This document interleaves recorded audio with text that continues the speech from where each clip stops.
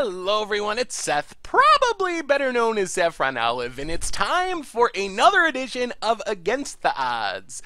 So last week, on our Against the Odds poll, it was Midnight Oil in Standard coming out on top. Kind of a surprising result. I was not expecting Midnight Oil to win. So this week, we are heading to Kaladesh Standard to try to take advantage of one of the harder cards for Against the Odds. And we'll talk more about Midnight Oil in a minute. First, a quick reminder, if you enjoy this Midnight Reanimator deck, and you enjoy Against the Odds in general, it would be super awesome of you if you could take a minute, click that subscribe button down in the corner of your screen. It's a great way to support the channel and the site for free.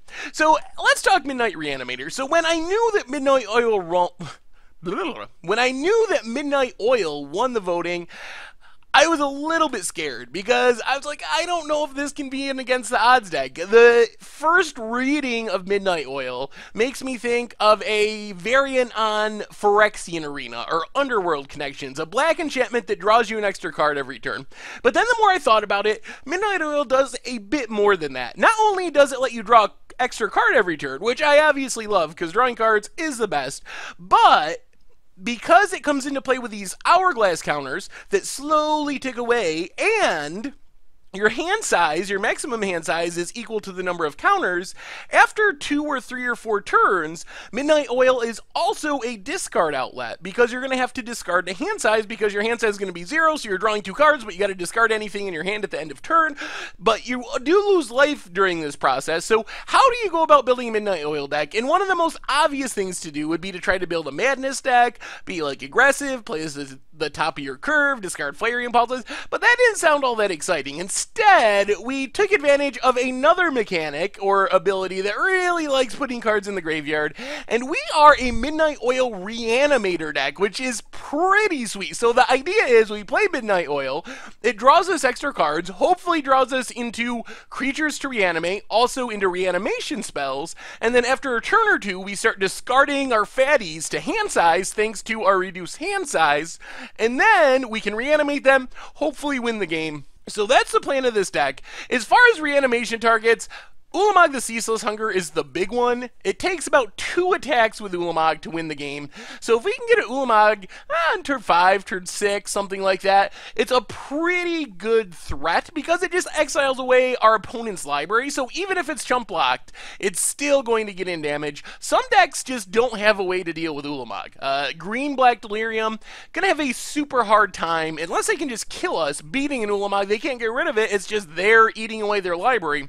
On the other hand, some decks can. If you have Declaration in Stone, Reflector Mage, reanimating Ulamog is a little bit worse. However, we have a couple of other options as well. Noxious Gearhulk and Demon of Dark Schemes do double duty. For one thing, we can actually just cast them. We play our Midnight Oil, drawing extra cards, making our land drops on turn 6. Noxious Ghoul, Demon of Dark Schemes come down, kill some of our opponent's stuff. Noxious Ghoul, great against one big thing. If you hit an Emrakul, you gain 13 life, and you have a Noxious Gearhulk.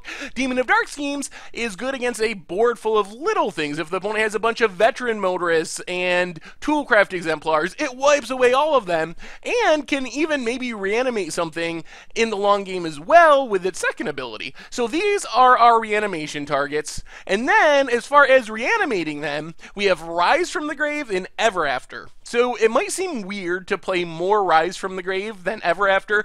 Ever After seems more powerful because you get to reanimate 2 things, shuffles back in, it's only 1 more mana. Thing is, Ever After only targets our graveyard. So if we have a Noxious Gearhulk and an Ulamog, Ever After is insane. On the other hand, if we're just reanimating an Ulamog from our graveyard, then Rise from the Graves does the same exact thing, except it's cheaper, and Rise from the Graves has one super big upside, and that is that Green-Black Delirium is right at the top of Standard. I think the last big tournament, it was like 50% of the top 32.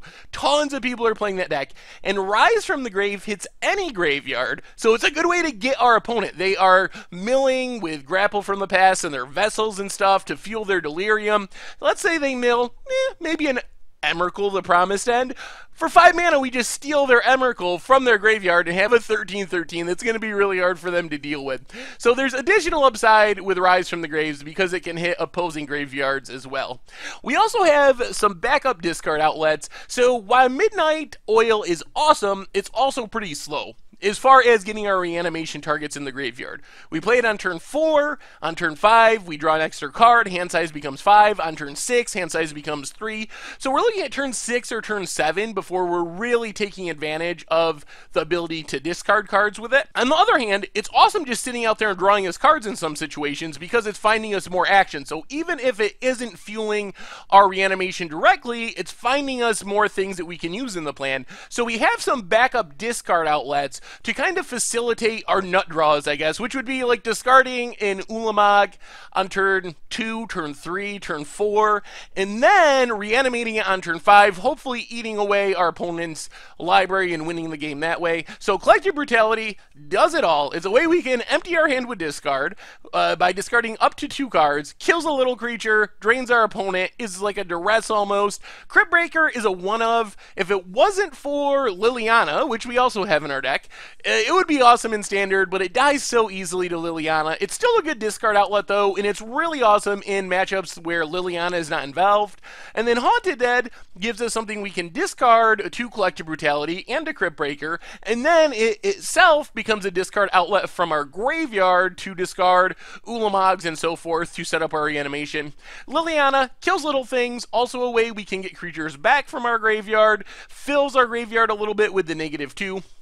The rest of the deck, we have one more creature, and it's Kaladesh Trader of Get. Not really a great reanimation target, since our reanimation's like 5 and 6 mana, and Kaladesh is only 4 mana, so we're kind of like paying more to reanimate it, but it's just a really good creature, a roadblock against any ground-based stacks, gains us some life, helps us live long enough.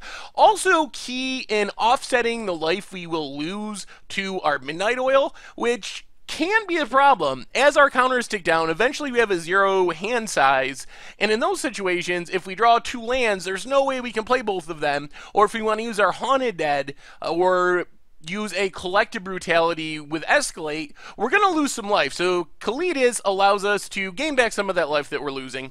And then the rest of the deck is just some disruption to help us stay alive until we are able to set up our big reanimation plan.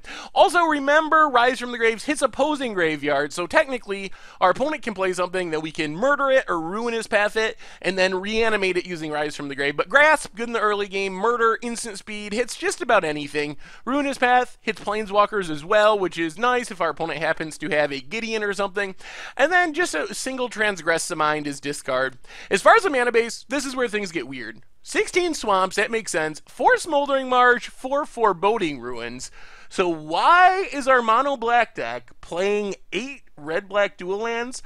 Well, that is where things get fun. In the sideboard, 4 Harmless Offerings. So this is a combo that people have asked me about a ton of times. Why don't you Harmless Offering a Midnight Oil? It gets rid of your opponent's hand size, makes them discard and lose some life. So the thing is, Midnight Oil also draws our opponent an extra card every turn.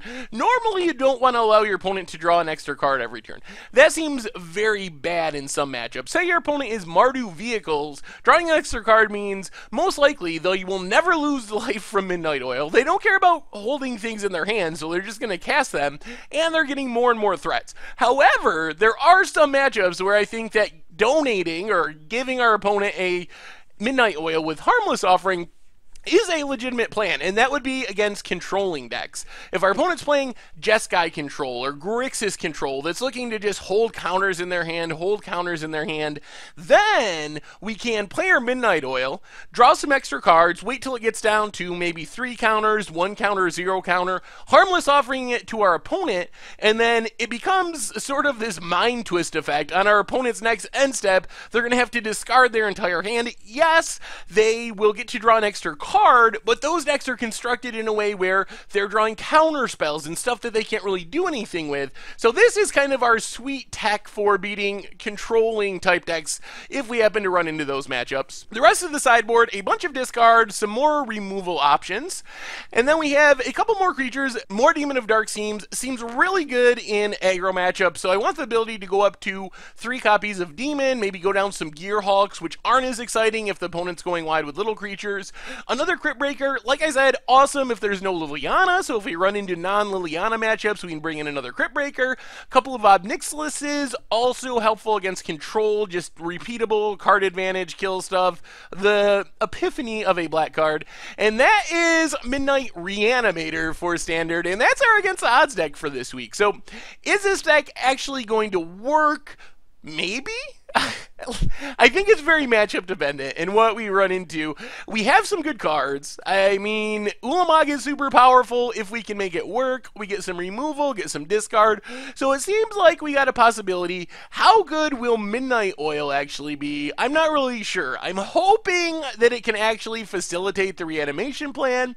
As much as I love to draw cards, I'm going to be slightly disappointed if all it does is just draws an extra card each turn and we win by value. I mean, I'll take it, but hopefully we can do some sweet reanimation shenanigans thanks to it. It's kind of slow, so I think it really depends on the matchups that we run into. I think that Blue-White Flash is probably miserable. I think that Green-Black Delirium might be slightly better, but those decks are just so good. So hopefully we won't run into a wide range of matchups and not just those decks. Anyway, I think it'll be fun either way. Reanimating stuff is awesome, and having a way to do it in Standard is awesome. So hopefully it works because I really like reanimation strategies. Anyway, that's been our deck tech for Midnight Reanimator. Thank you very much for watching. I hope you enjoyed the gameplay videos, and I will talk to you soon.